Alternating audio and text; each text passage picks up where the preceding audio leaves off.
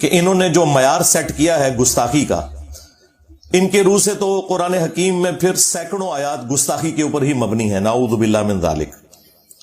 حالانکہ وہ آیات اس لیے نازل نہیں ہوئی ہیں کہ ان کو بنیاد بنا کر کوئی شخص گستاخی کرے۔ بیسیکلی یہ تمام آیات جن میں اللہ تعالیٰ نے اپنے پیغمبر کے ساتھ صلی اللہ علیہ وآلہ وسلم سخت انداز میں گفتگو کی ہے، یہ آیات یہ جسٹیفائی کرتی ہیں کہ یہ کتاب نبی صلی اللہ علیہ وآلہ وسلم نے خود نہیں لکھی، ورنہ جس لہجے میں وہ گفتگو ہے، کوئی شخص اگر اس کتاب کا رائٹر خود ہے تو وہ اپنے بارے میں اس طرح کی بات نہیں لکھ سکتا۔ یہ سب سے بڑا جو ثبوت ہے چند ثبوتوں میں سے کہ یہ قرآن محمد صلی اللہ علیہ وآلہ وسلم نے نہیں لکھا بلکہ اللہ نے ان کے اوپر نازل کیا، اس ثبوت میں یہ آیات بہت امپورٹنٹ ہے جو ہم کافروں کو بھی پیش کرتے ہیں کہ دیکھو کوئی شخص عام بندہ بھی کتاب لکھے تو وہ اس طرح کی لینگویج اپنے بارے میں استعمال نہیں کرتا۔ یہ اس بات کا ثبوت ہے کہ یہ پیغمبر صلی اللہ علیہ وآلہ وسلم نے کتاب خود نہیں لکھی اور نہ ان کا اس کتاب کے حوالے سے کوئی اختیار تھا، یہ اللہ تعالیٰ نے جو کچھ انہیں وہی فرمایا وہ انہوں نے من و عن اسی طریقے سے آگے پہنچا دیا۔ یہ آیات اس حوالے سے ہمیں گائیڈ کرتی ہیں۔ انشاءاللہ تعالی کوشش کریں گے کہ ربیع الاول شریف کا گفٹ انہیں شروع میں یہ مل جائے ان آیات کی شکل میں، کیونکہ انہوں نے بہت کچھ مشہور کیا ہے جی۔ وہ ایک حضرت عمر کے زمانے میں کوئی امام مسجد تھا تو وہ روزانہ فجر کی نماز میں پڑھتا تھا عبس و تولی، تو حضرت عمر نے اس کو قتل کروا دیا۔ ڈاکٹر طاہر القادری صاحب جیسا ڈیسنٹ آدمی اس قسم کی جھوٹی روایتیں پیش کرتا ہے، یعنی وہ یہ بتانا چاہ رہے کہ آپ نے قرآن نہیں پڑھنا۔ بار شریعت کے اندر سٹارٹنگ میں انہوں نے لکھا ہے کہ قرآن حکیم میں جن آیات کے اندر اللہ تعالیٰ نے انبیاء کرام علیہ السلام کے اوپر گرفت کی ہے نا، ایسی آیات کی صرف آپ عربی پڑھیں گے ان کا درس دینا بھی حرام ہے، یعنی وہ بتانا چاہ رہے ہیں قرآن پڑھنا ہی حرام ہے۔ جبکہ قصہ آدم اور ابلیس جو 7 دفعہ قرآن میں آیا اس میں سب سے زیادہ ڈیٹیل میں ہے سورۃ الاعراف کے اندر، اس میں اللہ تعالیٰ نے فرمایا کہ ہم نے قصہ آدم اور ابلیس اے اولاد آدم تم سے اس لیے بیان کیا کہ جس طرح تمہارے ماں باپ کو شیطان نے ورگلا دیا تھا کہیں تمہیں نہ بہکا دے۔ اللہ تعالیٰ تو کہہ رہا ہے یہ واقعات میں اس لیے بیان کر رہا ہوں کہ ان سے عبرت حاصل کرنی ہے، اور یہ کہتے ہیں ان کا درس دینا ہی حرام ہے، تو آگے انہوں نے قرآن کہاں سے پڑھنا ہے؟ اور پھر کہانیاں بنائی ہوئی ہیں۔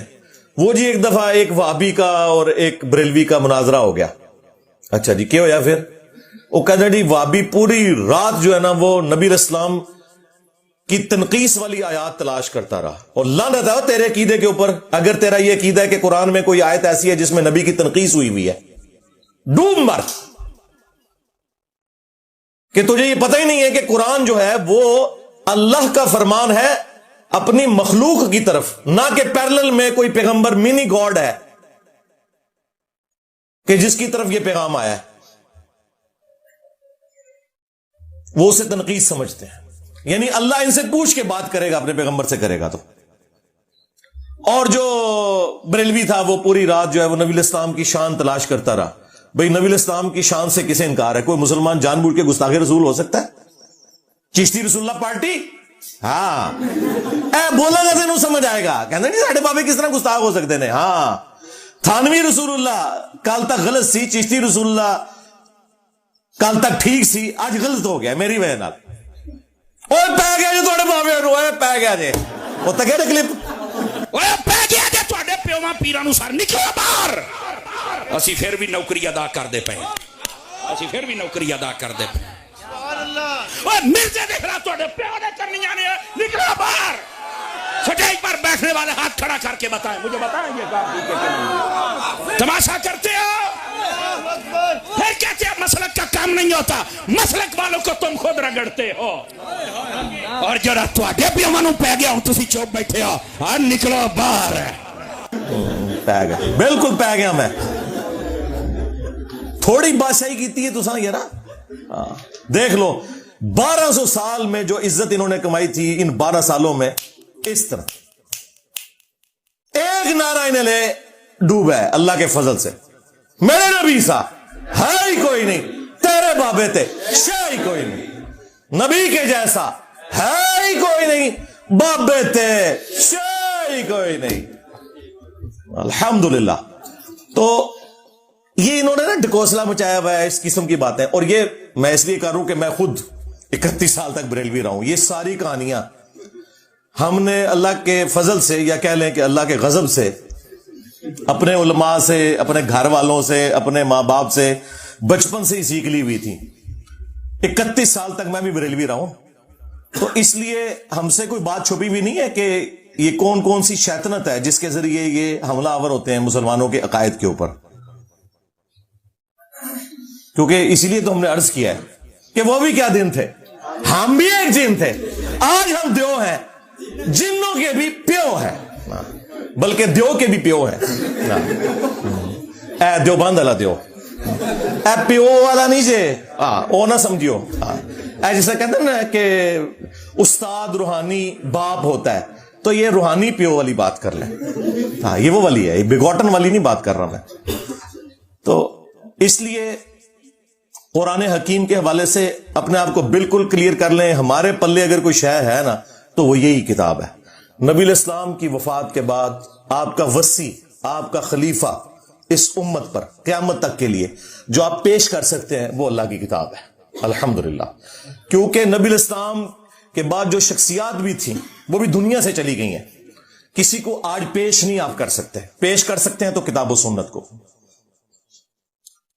تو اگر یہ قرآن ہمارے پاس نہیں ہے تو ہمارے پاس کچھ بھی نہیں ہے۔ اگر ہمارے عقیدے قرآن کے خلاف ہیں تو سمجھ لیں کہ ہم گمراہی کے اوپر ہیں۔ اگر کوئی بات قرآن میں ہمارے عقیدے کے خلاف ہے تو سمجھ لیں ہمارا عقیدہ خراب ہے، قرآن تو بالکل ٹھیک ہے۔ قرآن کے سامنے آپ نے اسٹوڈنٹ کی حیثیت سے بیٹھنا ہے، نہ کہ اس کے استاد بن کے اے جی ایدے گستاخی ہوتی ہے، اتنی بیان کرنی چاہیے تھی۔ اس کا مطلب پتہ کیا ہے؟ اس کا مطلب یہ ہے کہ قرآن اس قابل ہی نہیں ہے کہ اس سے لوگ ہدایت حاصل کریں، تو پھر کل آپ کس منہ سے اس کو پیش کریں گے کسی غیر مسلم کو؟ اصل میں خود ان کا گیئر الٹا لگا ہوا ہے۔ اللہ نے تو بالکل واضح فرما دیا ہے وَلَقَدْ يَسَّرْنَا الْقُرْآنَ لِلذِّكْرِ فَهَلْ مِن مُدَّكِرٍ۔ ایک سورت میں 4 دفعہ یہ آیت آئی ہے، پھر بھی مولوی کو یقین نہیں آ رہا، مولوی کہہ رہا ہے ڈائریکٹ قرآن پڑھو گے گمراہ ہو جاؤ گے۔ اچھا یہ کہاں لکھا ہوا ہے کہ ڈائریکٹ قرآن پڑھو گے تو گمراہ ہو جاؤ گے؟ قرآن میں یہ تو لکھا ہوا ہے کہ سمجھنے کے لیے آسان کر دیا، نصیحت کے لیے۔ باقی یہ ٹھیک ہے کہ جو 1000 سے زیادہ آیات ہیں وہ علماء کو، مفتی اعظم کو بھی نہیں آتی ہیں، جو سائنٹیفک فیکٹس کے ریلیٹڈ ہیں، وہ آپ کو کوئی سائنٹسٹ ہی بتائے گا، کوئی گورا ہی بتائے گا۔ یہ بالکل ٹھیک ہے، ٹھیک ہے کہ نہیں آندی۔ ہاں آپ نے نکاح طلاق کے مسئلے پوچھنے ہیں مولویوں سے پوچھیں، لیکن جو نصیحت ہے نا وہ ایک ان پڑھ کو بھی سمجھ آئے گی، ایک پڑھے لکھے کو بھی سمجھ آئے گی، ایک ڈاکٹر کو بھی سمجھ آئے گی، ایک انجینئر کو بھی، ایک ریڑھی بان کو بھی۔ اور وہی قرآن کا بنیادی مقصد ہے، نصیحت حاصل کرنا۔ اِنَّا نَحْنُ نَزَّلْنَا الذِّكْرَ وَإِنَّا لَهُ لَحَافِظُونَ۔ بے شک اس نصیحت الذکر قرآن کو ہم نے نازل کیا، ہم ہی اس کی حفاظت کرنے والے ہیں۔ تو قرآن نصیحت کے لیے آسان کر دیا گیا ہے۔ باقی یہ ٹھیک ہے کہ سائنٹیفک فیکٹس تو علماء کو بھی نہیں پتا، تو کیا ہم علماء کو جاہل کہیں گے؟ نہیں، ٹھیک ہے، وہ ایمبریالوجی کی فیلڈ سے ریلیٹڈ جو چیز ہے، اسٹرونومی سے ریلیٹڈ ہے، وہ ان ایکسپرٹ سے پوچھیں۔ نکاح طلاق کے مسئلے آپ ان سے پوچھیں، اور سارے مسئلے اگر پوچھنے ہیں نا تو جیلم تشریف لے آئیں انشاءاللہ تعالی۔ صحیح مسئلے بھی بتائیں گے، غلط مسئلے بھی بتائیں گے، اور غلط مسئلوں کا جواب بھی بتائیں گے۔ تو یہ 12 آیات میں نے سلیکٹ کی ہیں، ویسے تو مطلب بہت زیادہ آیات ہو سکتی تھیں، لیکن یہ 12 ربیع الاول شریف کی نسبت سے میں نے کہا چلیں اس سال یہ تحفہ دے دیں 12 آیات کا۔ اور آخری بات میں اس حوالے سے کر دوں جو کئی ایک ویڈیوز میں نے کی ہے، کہ آج تک کبھی ایسا نہیں ہوا کہ بی بی سی یا CNN کے اوپر کوئی پٹی چلے ٹکر کے طور پر، اور افریقہ کا رہنے والا انسان اس کا کوئی اور مطلب لے لے، ملیشیا کا انسان کوئی اور مطلب لے لے، پاکستان کا رہنے والا انسان کوئی اور مطلب لے، سارے ایک ہی مطلب لیتے ہیں۔ جب قرآن کی واری آتی ہے تو یہ لوگ کتنے بے ایمان ہیں، کہتے ہیں نا جی وہ ترجمے چینج ہو گئے نا جی۔ کیوں؟ عربی کیا مردہ زبان ہے؟ آج بھی 1.5 کروڑ کرسچنز ایسے ہیں جو بائی برتھ کرسچن ہیں اور ان کی زبان عربی ہے، جائیں ان سے جا کے ترجمہ کروا لیں۔ عربی کو مردہ زبان ہے؟ بھئی الفاظ کے چناؤ کو تو فرق ہوگا. کوئی ترجمہ کرے گا اللہ کے نام سے شروع, کوئی کرے گا شروع اللہ کے نام سے, کوئی کرے گا شروع کرتا ہوں اللہ کے نام سے. دین واٹ, کوئی ترجمہ چینج ہو گیا. 10 صحابہ کرام بھی ہونا جنہیں انگریزی اور اردو آتی ہو, انہیں بھی آپ قرآن کا ایک صفحہ دینا, ایک جیسا ترجمہ وہ بھی نہیں کریں گے. ہاں بالمفہوم ایک جیسا ہوگا, کیونکہ الفاظ کے چناؤ کا فرق ہوتا ہے. ایک زبان جب دوسرے میں ٹرانسلیٹ ہوتی ہے تو الفاظ کے چناؤ کا فرق ہو سکتا ہے, مفہوم نہیں بدل سکتا. سب اللہ کے نام سے ہی شروع کریں گے, سب کے سب جب ترجمہ کریں گے تو شیطان کے اگینسٹ اللہ ہی کی پناہ مانگیں گے. یہ نہیں ہے کہ وہ شیطان کی پناہ مانگ رہے ہوں گے, ایسا نہیں ہوگا. تو یہ بیسیکلی غیر محسوس طریقے سے انہوں نے قرآن سے دور کیا, اور مختلف قسم کے انہوں نے ہیلے بہانے گھڑے. وہ میں یہ پچھلے دنوں جو گستاخی ہوئی تھی نا سویڈن کے اندر, تو اس کے اوپر جو میری ویڈیو ریکارڈ ہوئی تھی نا وہ آپ دیکھ لیں. اس میں جتنے قرآن سے انہوں نے دھوکے دیے نا کہ قرآن تو گمراہ کر دیتا ہے جی, گدھے پہ بھی کتابیں لا دیں تو یہ ہو جاتا ہے جی, وہ ہو جاتا ہے, یہ ساری باتیں میں کر چکا ہوں, ورنہ مجھے 1 گھنٹہ اور لگ جائے گا. وہ سویڈن والی جو ویڈیو ہے نا میری قرآن حکیم کی گستاخی کے حوالے سے, وہ آپ دیکھیں. انشاءاللہ تعالی آپ کا کنسپٹ اس حوالے سے کلیئر ہو جائے گا. اب انشاءاللہ اللہ کا نام لے کے یہ 12 آیات کور کرتے ہیں, لیکن ایک دفعہ درود شریف پڑھ لیں. اللہم صلی علی محمد وعلی آل محمد واصحاب محمد وازواج محمد وامت محمد اجمعین الی یوم الدین, آمین. ہاں جی, پہلی آیت جو ہے وہ سورہ یونس سے انشاءاللہ تعالی ہم ڈسکس کریں گے.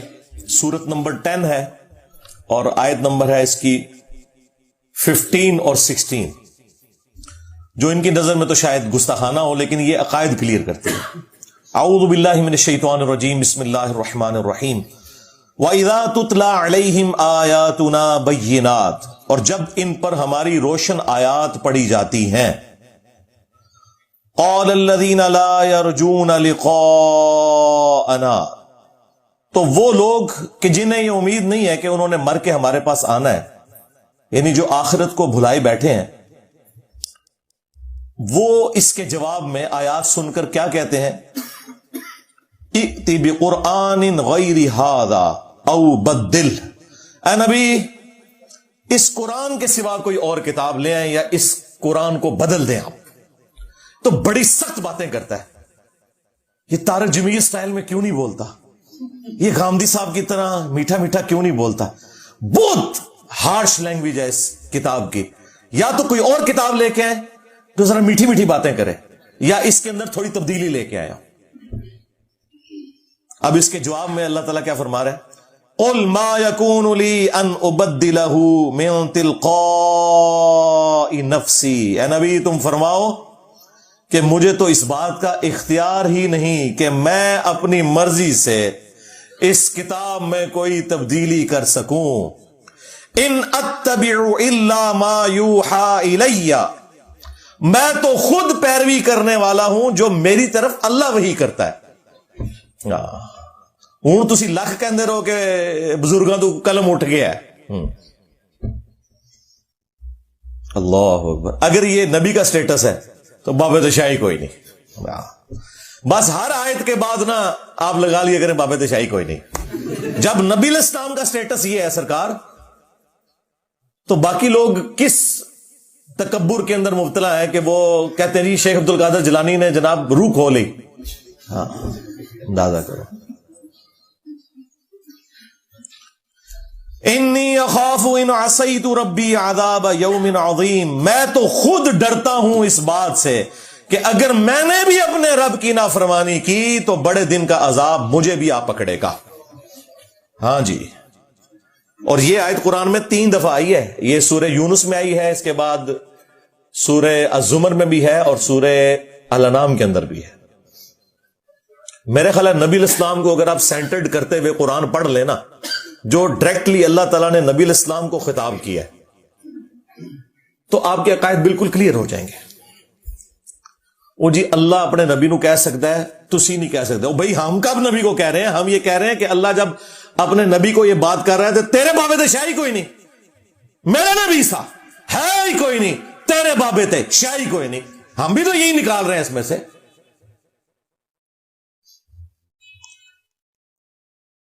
قُلْ لَوْ شَاءَ اللَّهُ مَا تَلَوْتُهُ عَلَيْكُمْ, اے نبی تم فرماؤ کہ اگر اللہ ہی چاہتا نا تو میں کبھی بھی قرآن تم پر تلاوت نہ کرتا. ولا ادراکم بہ، اور نہ اس کتاب سے متعلق تمہیں میں کوئی خبردار کرتا.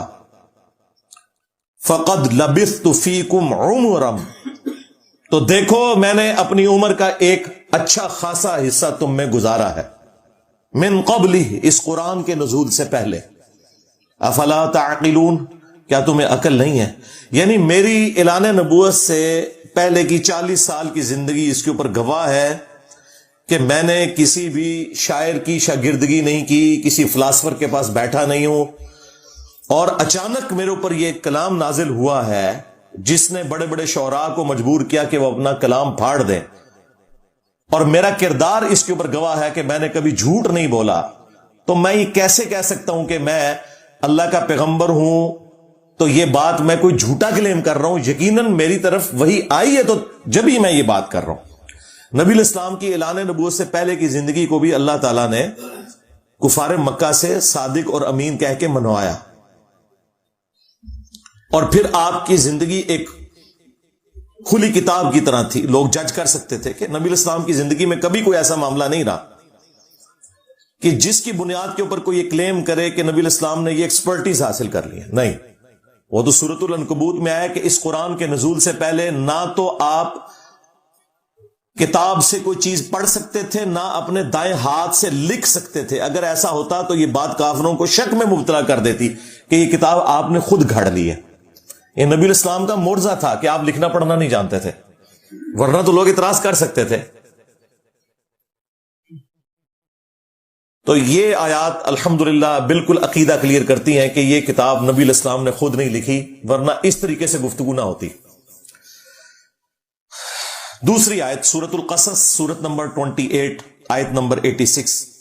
وما كنت ترجو ان يلقى اليك الكتاب، اور اے نبی تمہیں تو کوئی امید بھی نہیں تھی کہ تمہاری طرف کوئی کتاب نازل ہوگی.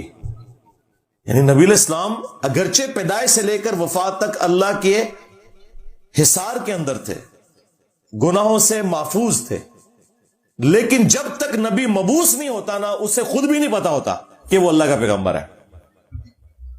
تمہیں تو کوئی امید ہی نہیں تھی کہ تمہاری طرف کتاب نازل ہوگی. الا رحمتا من ربک، سوائے اس کے کہ یہ تیرے رب کی رحمت ہے تیرے اوپر. فلا تکونن ظہیرا للکافرین، تو دیکھنا کافروں کی پشت پناہی کبھی نہ کرنا، ان کے مددگار کبھی نہ بننا. اب چونکہ اللہ نے تمہیں چن لیا اس کام کے لیے، اب تم نے کسی کی پرواہ نہیں کرنی، اللہ کی وحی کی پیروی کرنی ہے. یہ میں نے ایک انٹلیکچوئل ترتیب کے ساتھ، یہ اہم نہیں کہ میں نے وہ اٹھا لیے قرآن سے، اس پہ میرے گھنٹوں لگے ہیں کہ میں وہ کون سی کریٹیکل آیات ڈھونڈوں، پھر ان کو ایک ترتیب بھی دوں تاکہ آپ کو پورا مقدمہ سمجھ آئے. تیسری آیت سورہ الشورى سے، سورت نمبر 42، آیت نمبر 52، یہ بالکل اینڈ پہ جا کے آتی ہیں. اللہ تعالیٰ نے انبیاء کرام کی طرف جو وحی بھیجی جاتی ہے اس کے مختلف موڈ ڈسکس کیے کہ فرشتے کے ذریعے وحی آتی ہے، دل پر القاء ہوتا ہے، یا پردے میں اللہ تعالیٰ گفتگو فرماتا ہے. اس کانٹیکسٹ میں پھر بات ہوئی ہے وَكَذَلِكَ أَوْحَيْنَا إِلَيْكَ رُوحًا مِّنْ أَمْرِنَا، اور بالکل اسی طریقے سے ہم نے اے محبوب صلی اللہ علیہ وآلہ وسلم تمہاری طرف اپنی طرف سے ایک جانفزا امر بھیجا، یعنی قرآن. مَا كُنْتَ تَدْرِي مَا الْكِتَابُ وَلَا الْإِيمَانُ، اس قرآن کے نزول سے پہلے نہ تو آپ کتاب سے متعلق کوئی بات جانتے تھے، نہ ایمان کی تفصیلات کو آپ جانتے تھے. یعنی قرآن کے نزول سے پہلے آپ کو نہیں پتا تھا کتاب کے بارے میں بھی اور ایمان کی تفصیلات کے بارے میں. ایک تو ڈیٹم لیول کا ایمان ہے، وہ تو ہر پیغمبر پیدائش سے لے کر وفات تک اللہ تعالیٰ کے حفاظت کے اندر ہوتا ہے. وَلَكِنْ جَعَلْنَاهُ نُورًا نَهْدِي بِهِ مَن نَّشَاءُ مِنْ عِبَادِنَا، لیکن اللہ تعالیٰ اپنے بندوں میں سے جس کے لیے چاہتا ہے اس کے لیے یہ وحی کا نور جو ہدایت کا ذریعہ ہے وہ اللہ تعالیٰ اسے دکھا دیتا ہے اپنے پیغمبروں میں سے بھی، اور پیغمبروں کے ذریعے اللہ تبارک و تعالیٰ ہدایت کی بات ان کی امتوں تک پہنچا دیتا ہے. وَإِنَّكَ لَتَهْدِي إِلَىٰ صِرَاطٍ مُسْتَقِيمٍ، اور بے شک اے نبی تم سیدھے راستے کی طرف، ہدایت کے راستے کی طرف رہنمائی کرتے ہو. یعنی اللہ تعالیٰ نے قرآن کو ذریعہ بنایا نبی علیہ السلام کو اعلیٰ درجے تک پہنچانے کا، جو قرآن میں ہے وَوَجَدَكَ ضَالًّا فَهَدَىٰ. اے نبی ہم نے آپ کو اپنی محبت میں خود رفتہ پایا تو آپ کو ہدایت کے اعلیٰ ترین درجے پر پہنچا دیا. یہ اعلیٰ حضرت نے ترجمہ بالکل ٹھیک کیا ہے. یہ جو باقی وہابی لوگوں نے ترجمہ کیا ہے وہ بالکل غلط ہے، ان سے اوور لک ہوا ہے کہ نبی تمہیں گمراہ پایا، نعوذ باللہ. یہ الفاظ غلط ہیں. یہاں ضال کا مطلب گمراہی نہیں ہے. جب قرآن میں واضح آ گیا ما ضل صاحبکم وما غوا، تمہارے نبی نہ کبھی بہکے ہیں نہ کبھی بہرا چلے ہیں، تو پھر یہ ضال کا ترجمہ نبی علیہ السلام کے کیس میں کیسے یہ ہو سکتا تھا؟ اس کا اسلوب قرآن میں موجود تھا سورہ یوسف کے اندر، ان ابانا لفی ضلال مبین. ہاں بے شک ہمارے ابا جان یوسف کی محبت میں ڈوب چکے ہیں. ظاہر ہے وہ یعقوب علیہ السلام کے بیٹوں نے یہ تو نہیں کہنا تھا ہمارا ابا گمراہ ہو گیا، کافر ہو جاتے. ابا پیغمبر بھی تھا، اس کے صحابی بھی تھے، پیغمبر کی اولاد تھے. انہوں نے کہا یوسف کی محبت میں ڈوب چکے. تو وہاں پر ضلال مبین، محبت میں ڈوب چکے ہیں. تو یہاں پہ بھی یہی ترجمہ ہوگا وَوَجَدَكَ ضَالًّا فَهَدَىٰ. اے نبی آپ کو ہم نے اپنی محبت میں خود رفتہ پایا تو ہدایت کے اعلیٰ ترین مقام کے اوپر پہنچا دیا. اسی کو سپورٹنگ وہ بخاری کی حدیث ہے جو حضرت عمر نے سیدنا ابو بکر کی خلافت کے دوسرے دن خطبہ دیا تھا. صحیح بخاری میں یہ حدیث موجود ہے. پہلے حضرت عمر ممبر پہ آئے، انہوں نے خطبہ دیا، پھر حضرت ابو بکر نے خطاب کیا. تو حضرت عمر نے اپنے خطبے میں کہا کہ چونکہ صحابہ کرام کے دل دکھی تھے آپ کی وفات کی وجہ سے، تو انہوں نے کہا کہ دیکھو اللہ تعالیٰ نے اپنے نبی کے لیے وہ پسند کیا جو ان کے لیے بہتر تھا، یعنی اپنے پاس بلا لیا. اور تمہارے لیے تمہارے پیغمبر نے کتاب چھوڑی ہے، اللہ کی کتاب. یہ وہ کتاب ہے جس کے ذریعے اللہ نے اپنے پیغمبر کو ہدایت دی، اور اب اس کتاب کے ذریعے تم بھی ہدایت حاصل کرو اور آگے اس کتاب کے ذریعے ہدایت والا معاملہ کرو. وہی جو قرآن میں آیا وَأُوحِيَ إِلَيَّ هَذَا الْقُرْآنُ لِأُنذِرَكُمْ بِهِ وَمَن بَلَغَ. اے نبی تم فرماؤ قرآن مجھے اس لیے وحی کیا گیا تاکہ اس قرآن کے ذریعے میں تمہیں بھی تبلیغ کر دوں اور جس تک یہ کتاب پہنچ جائے وہ بھی اسی کتاب کے ذریعے تبلیغ کرے. تو یہاں آپ اگر کسی کو کہیں نا کہ نبی علیہ السلام کو ہدایت کا اعلیٰ ترین درجہ قرآن کی وجہ سے ملا، وہ کہتے ہیں یہ آپ نے گستاخی کر دی ہے. وہ تو مفتی اکمل نے نہیں کہا تھا کہ نبی کے قدموں سے ہمیں قرآن ملا، نعوذ باللہ. اندازہ کریں آج کل علم حاصل کرنے کا سب سے پاورفل ذریعہ ہے سوشل میڈیا، اور وہاں پہ ہر طرح کا جاہل ترین آدمی بیٹھا ہوا ہے، اس کو استنجا کرنا آتا نہیں ہے اور وہ وہاں بیٹھا ہوا قرآن حدیث کے دلائل دے رہا ہے، اور پھر وہ الٹے سیدھے دلائل پڑھنے کے بعد تو اور انسان کا ذہن گڑبڑ ہو جاتا ہے. سب سے بڑا اللہ کا فضل، سب سے بڑی اللہ کی رحمت کہ ہمارے سرکار کے قدموں سے ہمیں قرآن ملا ہے، کہ ہمارے سرکار کے قدموں سے ہمیں قرآن ملا ہے، کہ ہمارے سرکار کے قدموں سے ہمیں قرآن ملا ہے. یعنی یہ قرآن کو نبی کے انڈر کر دیتے ہیں. بھائی نبی مخلوق ہے، قرآن مخلوق نہیں ہے، اللہ کی صفت ہے. نبی کے قدموں سے قرآن ملا، اندازہ کریں. یعنی الفاظ کا چناؤ ان لوگوں کا دیکھیں. تو میں نے اس کے اوپر پوری گرفت کی تھی کہ یار نبی علیہ السلام کی شان بیان کرتے ہوئے جو کتاب نبی کی اعلیٰ ترین ہدایت کا ذریعہ ہے اس کو آپ نبی کے قدموں کے اندر کیوں ڈال رہے ہو؟ یار اللہ سے ڈر جاؤ. اچھا یہ مولوی آپ کو یہ تو کہتے ہوئے نظر آئیں گے کہ جی قرآن ڈائریکٹ پڑھنے سے بندہ گمراہ ہو جاتا ہے، قرآن و حدیث ڈائریکٹ نہ پڑھو. ان سے یہ پوچھو کہ یہی بات پھر ہم یہ کریں نعوذ باللہ من ذالک کہ نبی کے پاس بیٹھنے سے انسان گمراہ ہو جاتا ہے، تو کہیں گے توبہ توبہ توبہ توبہ توبہ. ہم کہیں گے ابو جہل نہیں ہوا وا، کہیں گے وہ تو اس نے خود نہیں قبول کیا نا، تو تجھے خود نہیں قبول کیتا قرآن و حدیث، تو اس میں قرآن کا کیا قصور؟ جس طرح وہاں نبی کا قصور نہیں ہے نا کہ ابو جہل جو ہے وہ بے ایمانی کی موت مر گیا، تم لوگ جو ہے گمراہی کی موت مر رہے ہو، تو اس میں قرآن و حدیث کا قصور نہیں ہے. تم لوگ قرآن و حدیث کو اپنا امام ماننے کے لیے تیار ہی نہیں ہو.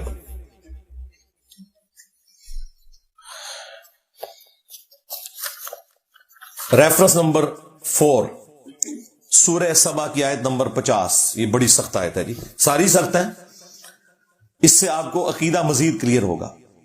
قل ان ضللت فانما اضل على نفسی، اے نبی تم فرماؤ کہ بالفرض اگر میں گمراہ ہوں نا، یہ بالفرض تو ہم احتراماً لگا رہے ہوتے ہیں تاکہ یہ بات سن لیں، اگر میں گمراہ ہوں تو میری گمراہی کا وبال مجھی پر ہے، وَإِنِ اهْتَدَيْتُ، اور اگر میں ہدایت پر ہوں، فَبِمَا يُوحِي إِلَيَّ رَبِّي، تو میں ہدایت پر اس وحی کی وجہ سے ہوں جو میرے رب نے میری طرف کی ہے۔ یہ کہتا ہے جی نبی کے قدموں سے قرآن ملا ہے، اور نبی سے کیا اعلان کروایا جا رہا ہے کہ آپ کہیں کہ میں اگر ہدایت پہ ہوں نا تو قرآن کی وجہ سے ہوں۔ انہو سمیع قریب، بے شک وہ سننے والا اور قرب والا ہے، بالکل ہمارے قریب ہے، نزدیک ہے۔ 5ویں آیت سورۃ الحاقہ کی مشہور آیات ہیں، یہ کنٹینیوس 43 سے لے کے آنورڈ۔ تنزیل من رب العالمین، اس کتاب کو اس نے اتارا ہے جو تمام جہانوں کا پالنے والا ہے۔ وَلَوْ تَقَوَّلَ عَلَيْنَا بَعْضَ الْأَقَاوِيلِ، اور اگر یہ نبی ہماری طرف کوئی ایک بات بھی ایسی منسوب کر دیتے جو ہم نے ان کی طرف وہی نہیں کی ہوئی، یعنی نبی اپنی طرف سے کوئی آیت بنا لیتے، لَأَخَذْنَا مِنْهُ بِالْيَمِينِ، تو ہم ان کا دائیں ہاتھ پکڑتے، ایک یہ ترجمہ یہ ہوا ہے، یا یہ کہ دائیں ہاتھ سے انہیں پکڑتے، ثم لقطعنا منه الوتین، اور ان کی رگیں جاں کاٹ دیتے اگر یہ نبی اپنی مرضی سے اس کتاب کے اندر کوئی چیز داخل کر دیتے۔ فما منکم من احد عنہ حاجزین، پھر تم میں سے کوئی ایک بھی ایسا نہ ہوتا جو ہم سے انہیں بچا سکتا۔ وَإِنَّهُ لَتَذْكِرَةٌ لِّلْمُتَّقِينَ، اور یہ قرآن تو نہیں ہے مگر نصیحت ان لوگوں کے لیے جو ڈر جانے والے ہیں، جنہیں پتہ ہے کہ انہیں کسی نے پیدا کیا ہے اور اس کے حضور انہوں نے پیش ہونا ہے۔ اب دیکھیں یہ آیات پڑھیں تو کوئی گستاخی والا معاملہ نہیں ہے، اس میں نبی کی شان بیان ہوئی ہے کہ نبی علیہ السلام کو اللہ تعالیٰ نے یہ شان عطا فرمائی ہے، آپ صلی اللہ علیہ وآلہ وسلم کے ایمان کا یہ لیول ہے کہ وہ اپنی مرضی سے کوئی بات بھی اللہ کی طرف منسوب نہیں کریں گے۔ بعض جو قادیانی دجال کے ماننے والے لوگ ہیں وہ کہتے ہیں کہ دیکھیں اس میں تو اللہ تعالیٰ نے فرمایا ہے کہ اگر نبی اپنی طرف سے کوئی بات ہماری طرف منسوب کرتے تو ہم ان کا دایاں ہاتھ پکڑ کے ان کی شارک کاٹ دیتے، تو غلام قادیانی دجال کی تو شارک کوئی نہیں کٹی۔ تو بھائی رکو ذرا، صبر کرو، یہ سچے نبی کے بارے میں ہے، جھوٹے تو بھونکتے رہے، وہ تو ہمارے نبی نے پہلے ہی بتا دیا تھا، بخاری مسلم دونوں میں حدیث موجود ہے کہ 30 جھوٹے دجال پیدا ہوں گے قیامت تک،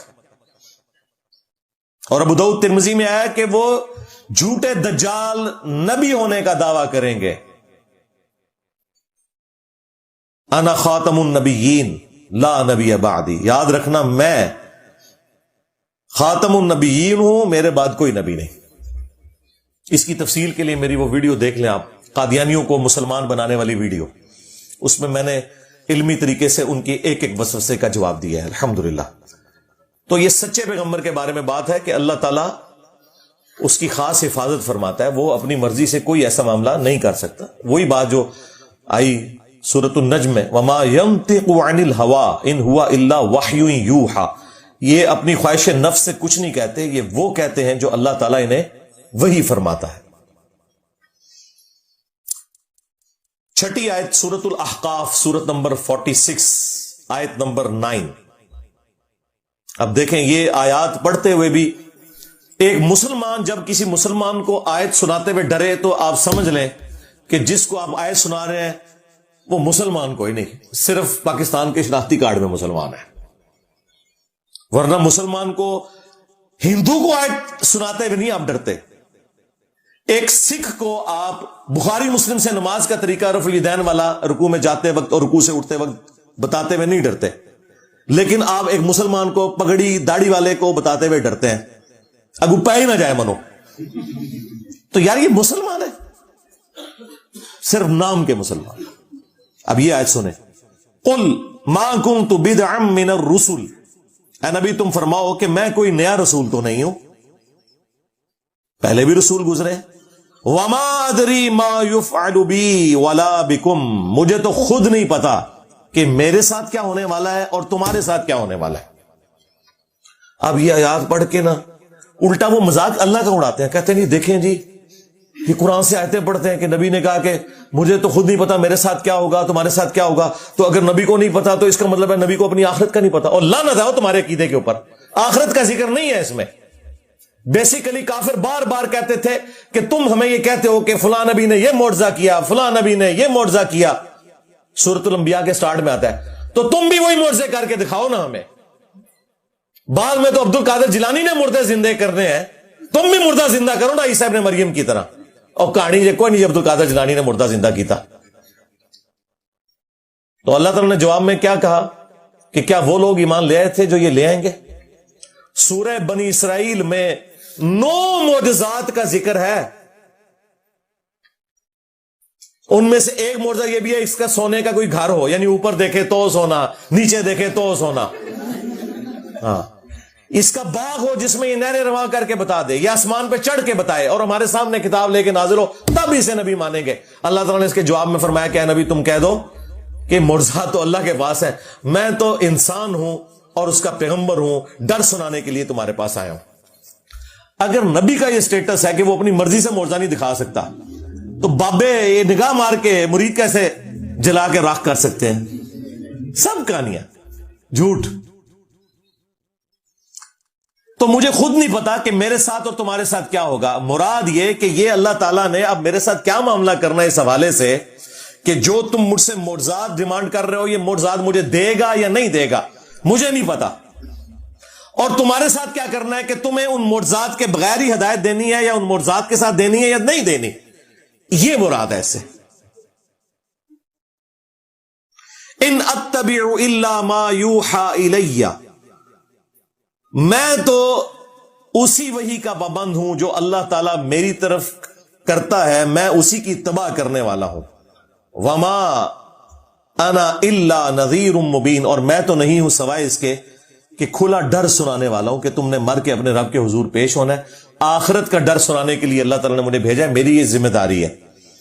باقی میرے ساتھ کیا معاملہ ہوگا اس حوالے سے کہ جو تمہاری ڈیمانڈ ہے وہ میرے ذریعے اللہ تعالیٰ پوری کروائے گا یا نہیں کروائے گا، یہ اللہ کی مرضی ہے کہ وہ معجزہ دکھائے یا نہ دکھائے۔ وہ سعید اسد صاحب فوت ہو گئے، اللہ تعالیٰ ان کی مغفرت کرے۔ ان کو کسی نے میرا یہ کلپ بھیج دیا، انہوں نے پکڑ کے نا مرنے سے کوئی 1 ہفتہ پہلے میرے خلاف پوری ویڈیو بنا دی کہ بتاؤ کہ اگر نبی کوئی ڈاؤٹ فل کر رہے ہیں، اندازہ کرو جو بابوں کے پجاری پوری زندگی رہے ہیں وہ ہمیں نبی کی حمیت بتائیں گے۔ سرکار نبی علیہ السلام کے مبارک نام کو، آپ کی مبارک دعوت کو اللہ کے فضل سے جس طرح ہمارے پلیٹ فارم سے روشن کیا گیا تمہارے 1200 سال میں کسی نے نہیں کیا۔ تم تو اپنے بابوں کے پجاری بناتے رہے ہو، خدمتاں کیتیاں نے دین دیاں بڑیاں، جوڑ کے رکھا اپنے بابوں کے ساتھ، جس نے بھی ذکر کیا نسبتیں بابوں کی لگائی ہیں، کبھی قادری لگا لی، چشتی لگا دی، محمدی کی تمہیں توفیق ہی نہیں ہوئی کیونکہ تم محمدی ہے ہی نہیں ہو نا، کیوں لگاؤ گے؟ حنفی شافی لگاؤ گے، مالکی لگاؤ گے، محمدی نہیں لگاؤ گے۔ دیکھا کتنی بڑی بدبختی ہے۔ ہاں اہل حدیث نے تھوڑی جرت کی، وہ بھی ان کے ایک دشمنی میں آ کے انہوں نے اپنے ساتھ محمدی لکھنا شروع کیا۔ ویسے محمدی ہم اس کے حق میں بھی نہیں ہے، ہم مسلم ہیں۔ ہاں نبی علیہ السلام نے ہمارا نام مسلم رکھا ہے، اللہ تعالیٰ نے مسلم رکھا ہے، ابراہیم علیہ السلام نے مسلم رکھا ہے۔ 7 نمبر ریفرنس سورۃ الانعام کی آیت نمبر 35۔ یہ مفتی منیب صاحب نے جب میرے خلاف دنیا اخبار میں مضمون لکھا تو ان کے جواب میں جو میں نے ویڈیو ریکارڈ کرائی تھی نا، اس میں یہ آیت بھی میں نے ڈسکس کی تھی معجزات اور کرامات کے حوالے سے۔ نبی علیہ السلام کو اس بات کا قلق تھا کہ اللہ تعالیٰ ان کا منہ مانگا معجزہ دکھا کیوں نہیں دیتا کہ یہ مان لیں، لیکن اللہ تعالیٰ کو تو پتا تھا کہ اے نبی تیرے ماننے والے بھی قرآن بخاری مسلم دیکھ کے تیری بات نہیں مانیں گے، تو کافر تشائی کوئی نہیں، جو تجھے پیغمبر مانیں گے وہ تیری تعلیمات پر عمل کرنے کے لیے تیار نہیں ہوں گے، تو یہ تو ہے ہی کافر ہے۔ ان کو میں اگر منہ مانگا معجزہ دکھا بھی دوں نا، انہوں نے اس میں سے کوئی اور چیز نکال لینی ہے۔ ہاں انہوں نے کہا آسمان سے کتاب لے کے نازل ہو. اللہ تعالیٰ نے سورۃ الحجر میں، سورۃ الانعام میں فرمایا کہ اگر ہم آسمان سے کوئی ایسی کتاب نازل کر لیں جو ان کے سامنے اترے، یہ اسے اپنے ہاتھوں سے چھو بھی لیں، پڑھ بھی لیں، تب بھی کہیں گے ہماری آنکھوں پہ جادو ہو گیا ہے، اصل وچ نازل نہیں ہوئی. دیکھو ان کے کرو گے، ہر چیز کا کوئی نہ کوئی الٹا جواب. پھر سورۃ الانعام میں جس شان سے آئی ہے نا بات، وَلَوْ أَنَّنَا نَزَّلْنَا عَلَيْهِمُ الْمَلَائِكَةَ، اگر ان پر فرشتے بھی نازل ہو جائیں، مردے بھی قبروں سے نکل کے ان سے باتیں کرنا شروع کر دیں، اور قیامت کے دن جو کچھ ہونا ہے دنیا میں انہیں دکھا دیا جائے، تب بھی ایمان نہیں لے کے آئیں گے. کیونکہ گیر الٹا لگ گیا ہوا ان کا، انہوں نے بات ماننی نہیں. تو یہ وہ آیت آ رہی ہے، نبی الاسلام کو تسلی دی جا رہی ہے کہ اے نبی ہمیں پتا ہے کہ آپ کا دل دکھتا ہے اس بات سے، اور آپ کو بھی کبھی خیال آتا ہے اس حوالے سے کہ اللہ تعالیٰ معجزات دکھا کیوں نہیں دیتا. اب اس کے جواب میں کتنا سخت انداز ہے، لیکن یہ سمجھانے کے لیے. وَإِن كَانَ كَبُرَ عَلَيْكَ إِعْرَاضُهُمْ، اے نبی اگر آپ کو ان کا حق سے روگردانی کرنا اتنا ہی برا لگتا ہے کہ یہ کافر ایمان کیوں نہیں لاتے، آپ کو اس چیز کی اتنی ٹینشن ہو گئی ہے. اس سے پہلے اللہ تعالیٰ نے پچھلی آیات میں یہ بھی فرمایا کہ یہ آپ کا انکار نہیں کر رہی، یہ تو اللہ کا انکار کر رہے ہیں. اگر میں نے انہیں ریلیکس کیا اس مسئلے میں تو آپ اتنی ٹینشن نہ لیں. اگر آپ کو پھر بھی ان کا اعراض کرنا اتنا گراں گزرتا ہے، فَإِنِ اسْتَطَعْتَ أَن تَبْتَغِيَ نَفَقًا فِي الْأَرْضِ، تو اگر آپ سے ہو سکتا ہے تو زمین میں کوئی سرنگ بنا لیں، أَوْ سُلَّمًا فِي السَّمَاءِ، یا آسمان میں کوئی سیڑھی لگا لیں، فَتَأْتِيَهُمْ بِآيَةٍ، اور آپ کوئی اپنی طرف سے معجزہ لا کے دکھا سکتے ہیں تو دکھا دیں. زمین کی گہرائیوں سے کوئی معجزہ نکال کے بتا دیں، یا آسمان پہ چڑھ کے کوئی معجزہ دکھا سکتے ہیں تو آپ دکھا دیں. تو ظاہر نبی الاسلام نے کہاں سے دکھانا تھا؟ اللہ کی مرضی کے بغیر تو کچھ نہیں ہو سکتا. وَلَوْ شَاءَ اللَّهُ لَجَمَعَهُمْ عَلَى الْهُدَى، اگر اللہ تعالیٰ نے ہدایت ہی دینی ہوتی نا تو پوری انسانیت کو زبردستی ہدایت پہ جمع کر دیتا. لیکن اللہ تعالیٰ تو چاہتا ہے کہ لوگ اپنی مرضی سے مجھے چوز کریں، نہ کہ زبردستی کی ہدایت. وہ تو فرشتوں کو اللہ نے پہلے ہی دی ہوئی ہے. اسی لیے میں کہتا ہوں کہ یہ وہ دولت ہے جو حضرت جبرائیل علیہ السلام کے پاس بھی نہیں ہے. جبرائیل علیہ السلام نے اللہ کی مرضی سے اللہ کو مانا، اور آپ اور میں اپنی مرضی سے اللہ کو مانتے ہیں. توفیق اس کی ہے لیکن چوائس ہماری ہے. اللہ اگر زبردستی ہدایت دینا چاہتا تو سب کو ہدایت پہ جمع کر دیتا. فَلَا تَكُونَنَّ مِنَ الْجَاهِلِينَ، تو اے نبی دیکھو جاہلوں میں نہ ہو جاؤ. اب ڈاکٹر سراج صاحب ہمارے استاد یہاں پہ آ کے نہ کہتے ہیں میں ڈر گیا ہوں کہ میں کیا ترجمہ کروں، تو انہوں نے ترجمہ کیا اے نبی آپ جذباتی نہ ہو. اچھا اعلیٰ حضرت نے پتا کیا ترجمہ کیا؟ تو اے سننے والے تو نادان نہ بن، تاکہ جو پڑھنے والا ہے اسے پتا چلے یہ نبی کو نہیں کہا کسی اور کو کہا. یعنی وہ ڈرتے ہیں نا کہ نبی کو اللہ کچھ بھی نہیں کہہ سکتا. لیکن اسی اعلیٰ حضرت سے بلنڈر ہو گیا. سورہ ہود میں جہاں پہ حضرت نوح علیہ السلام نے اپنے کافر بیٹے کے لیے دعا کر دی تھی نا، وہاں پہ بھی یہی الفاظ ہے اے نوح جاہلوں میں سے نہ ہو. وہاں انہوں نے ترجمہ ٹھیک کر دیا، ڈنڈی پھڑی جاتی ہے.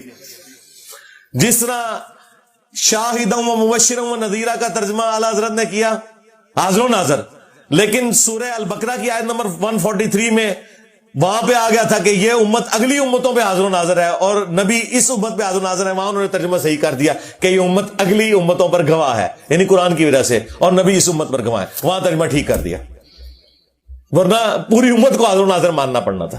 اس لیے میں کہتا ہوں قرآن میں جہاں کوئی ڈنڈی مارتا ہے وہ پکڑی جاتی ہے. لہٰذا یہ کسی پہ پابندی نہ لگائیں کہ فلاں کا ترجمہ پڑھو فلاں کا نہ پڑھو.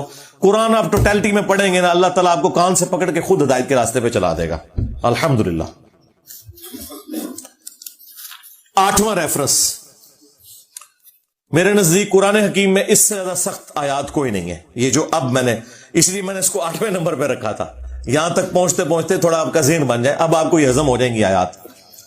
اور یہ آیات میں نے اپنے درجنوں لیکچرز میں کور کی ہیں. سورہ بنی اسرائیل کی آیت نمبر 73 سے 75 تک. عصمت انبیاء کا جو عقیدہ ہے، مسئلہ نمبر 88A اور B میں نے ریکارڈ کروایا تھا آلموسٹ آج سے 10 سال پہلے. اس کے بعد بھی میری ایک ویڈیو ریکارڈ ہوئی تھی، انبیاء گناہ نہیں کرتے. اس میں بھی میں نے ان آیات کو کور کیا. مختلف مقامات کے اوپر میں نے ان آیات کو کور کیا ہے. وَإِن كَادُوا لَيَفْتِنُونَكَ عَنِ الَّذِي أَوْحَيْنَا إِلَيْكَ، اور اے نبی کہ یہ لوگ تو تلے ہوئے ہیں اس بات کے اوپر کہ آپ کو ہٹا دیں اس وحی سے جو ہم نے آپ کی طرف کی ہے. یعنی کافر تلے ہوئے ہیں کہ آپ کو مجبور کر دے کہ آپ اس وحی سے ہٹ جائیں جو ہم نے آپ کی طرف کی ہے. لِتَفْتَرِيَ عَلَيْنَا غَيْرَهُ، تاکہ آپ ہماری طرف کوئی ایسی بات منسوب کر دیں جو ہم نے وہی نہیں کی، وہی کمپرومائز کر لیں. جو سٹارٹ میں نے آیت سورہ یونس کی کوٹ کی تھی نا کہ اے نبی اس قرآن کو بدل دو یا کوئی اور قرآن لے کے آؤ، تو اے نبی یہ تلے ہوئے ہیں کہ یہ قرآن میں کوئی آپ سے تبدیلی کروا لیں، کوئی کمپرومائز کر لیں، کوئی دو چار گلاں تو اڑیاں منیاں جان، کوئی دو چار ساڑیاں منیاں جان، کوئی درمیان کا راستہ نکل آئے. یہ دنیا میں تو پولیٹیشنز کر سکتے ہیں، اللہ کا پیغمبر یہ کام نہیں کر سکتا.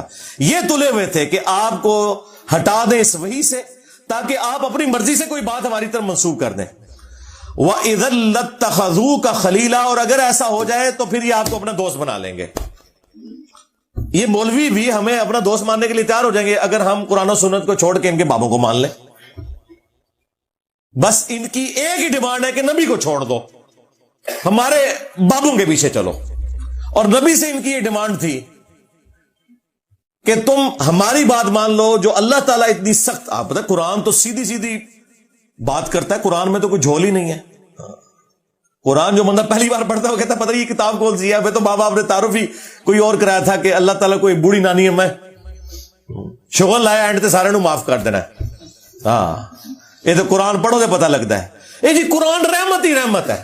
وہ تو قرآن جو ہے جملہ بولے سمجھ لو نے قرآن کو نیچے پڑھیا. قرآن نہ تمہارے ماں باپ نے پڑھا، نہ تمہارے آباء و اجداد نے.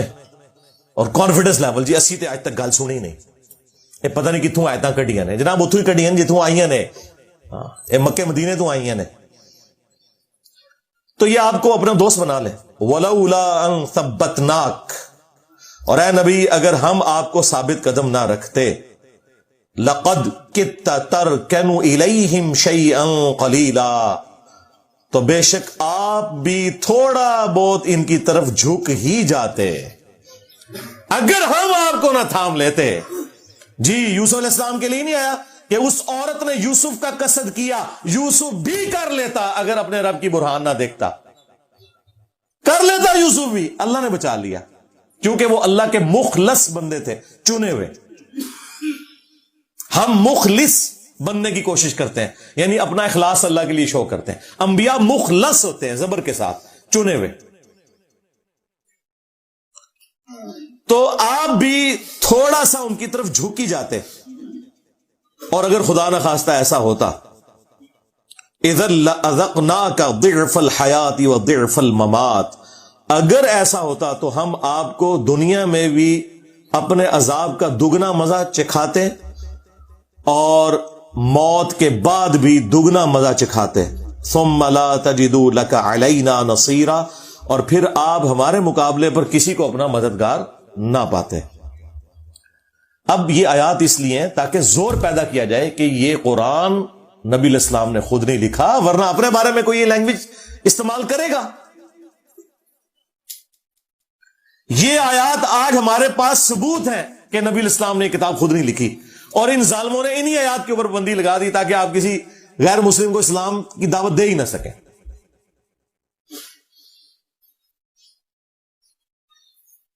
اور ان کے بابے بھی بچتے ہیں نا، کیونکہ بابے تو قرآن و سنت کے مطابق چلتے ہی کوئی نہیں ہے. کہتے ہیں ان سے شریعت کا قلم اٹھا ہوا ہے، دماغ کی لو چٹک گئی ہے. وہ سنے مفتی چٹک گئی ہے، سارے چٹ گئے ہو تسی. تو اللہ تبارک و تعالیٰ اپنے پیغمبروں کی حفاظت فرماتا ہے. جہاں کہ اجتہادی ان سے غلطی ہو اسے ہم گناہ نہیں کہتے، لغزش کہتے ہیں. وہ انبیاء کرام کی قرآن میں رپورٹ ہوئی ہیں. حضرت آدم علیہ السلام کی 7 دفعہ رپورٹ ہوئی ہے. یوسف علیہ السلام کے بارے میں ہے کہ وہ بھی قصد کر لیتے اگر اللہ نہ انہیں بچاتا. موسیٰ علیہ السلام سے بندہ مر گیا. یونس علیہ السلام کے بارے میں تو اتنے سخت الفاظ آئے کہ اگر وہ ہمیں نہ پکارتا مچھلی کے پیٹ میں تو پھر اسی دن نکالا جاتا جس دن مردے قبروں سے نکالے جائیں گے.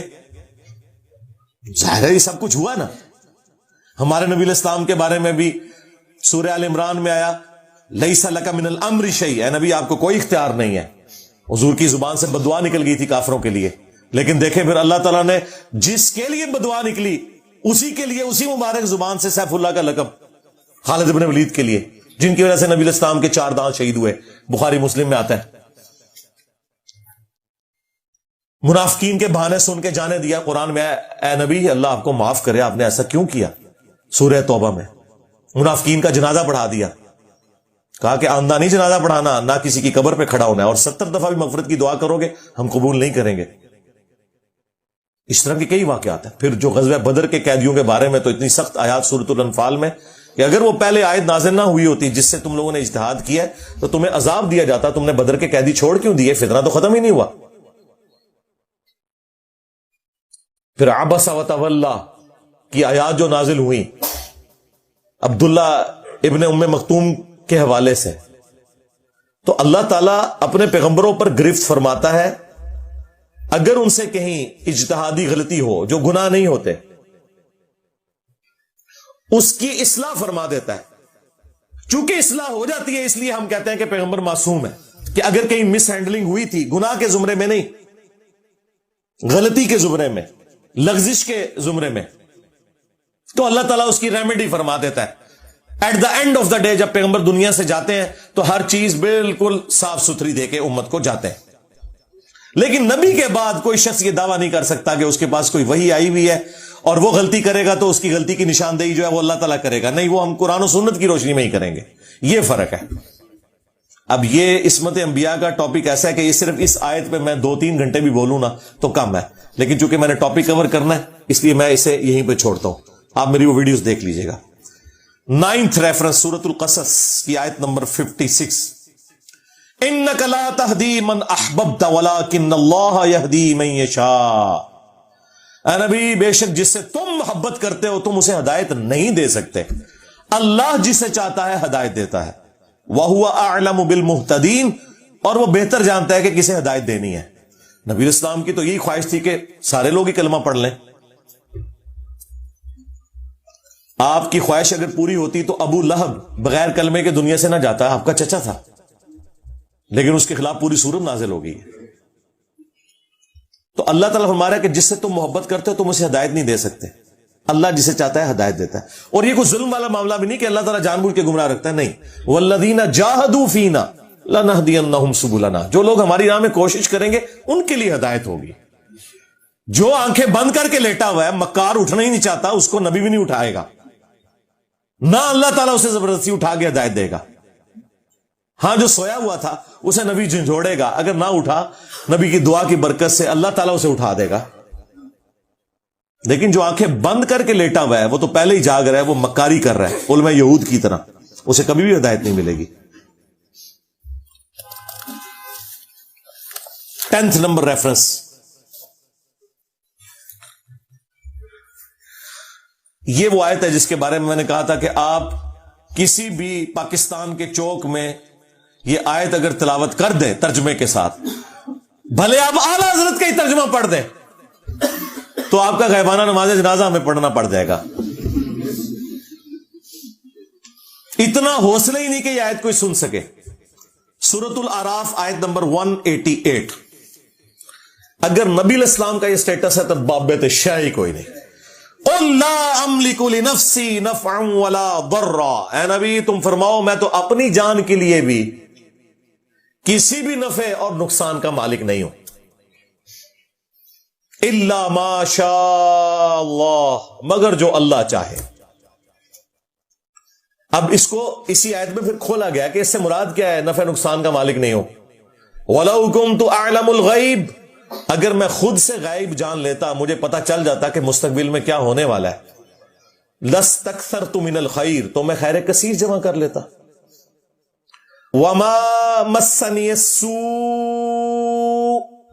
اور مجھے کبھی کوئی برائی نہ پہنچتی، کوئی تکلیف نہ پہنچتی. میں پہلے ہی اس کے لیے کوئی معاملات کو سیٹل کر لیتا ہے. نبی علیہ السلام کو اگر پہلے یہ پتا چل جاتا کہ ایگزیکٹلی کیا ہونا ہے، ویسے تو بخاری میں آتا ہے نبی اسلام کو احد کے موقع پر ایک خواب دکھایا گیا تھا کہ آپ کے سامنے ایک گائے ذبح ہو رہی ہے، تو آپ کو یہ کلک کر گئی کہ کل یہ دن مشکل ہونے والا ہے مسلمانوں پر. لیکن ایگزیکٹلی کیا ہوگا کہ وہ 50 تیر انداز میں سے 35 جو ہے وہ درہ چھوڑ دیں گے. حالانکہ بخاری میں الفاظ تھے، نبی اسلام نے کہا کہ تم دیکھو کہ ہماری لاشوں کو چیل کوے بھی اٹھا رہے ہیں نا، تب بھی تم نے یہ درہ نہیں چھوڑنا. اس سے زیادہ اور کیسے سمجھایا جاتا؟ لیکن ہو گیا وہ. اس کی وجہ سے نبی الاسلام کے بھی دانت شہید ہوئے، 70 کے قریب صحابہ شہید ہوئے، صرف ان 35 بندوں کی نافرمانی کرنے کی وجہ سے. اس پہ میں جملہ بولتا ہوں کہ اگر نبی دنیا میں موجود ہوں اور نبی کے ماننے والے نبی کی نافرمانی کریں تو اس کا رزلٹ یہ نکلتا ہے کہ باقی مسلمان بھی تکلیف کاٹتے ہیں، خود نبی بھی تکلیف کاٹتے ہیں. آج تو نبی دنیا میں موجود نہیں ہے. آج اگر ہم اللہ اور اس کے رسول کی نافرمانیاں کریں گے تو ہمیں یہ کون سا تکبر ہے کہ نبی اسلام کی دعاؤں کا حصہ ہمیں مل جائے گا؟ جب نبی دنیا میں موجود تھے اور چند لوگوں نے نبی اسلام کی نافرمانی کی، اس کی پاداش میں اللہ تعالیٰ نے نبی اسلام کے بھی دانت شہید ہوئے، 70 صحابہ بھی شہید ہو گئے. اگر لحاظ ہونا چاہیے تھا وہاں ہوتا نا. یہ اللہ تعالیٰ نے ایگزامپل سیٹ کی کہ یہ نعرے مارنے چھوڑ دو، جو کچھ بھی ہے تیرے محبوب کی امت سے نہ. محبوب کی اتباع کرو گے پھر یہ نسبت بھی کام آئے گی. تمہیں تو یہی بتایا گیا نا کہ نبی نے شفاعت کرنی ہے، یقیناً کرنی ہے، یہ تو سب کو پتا ہے.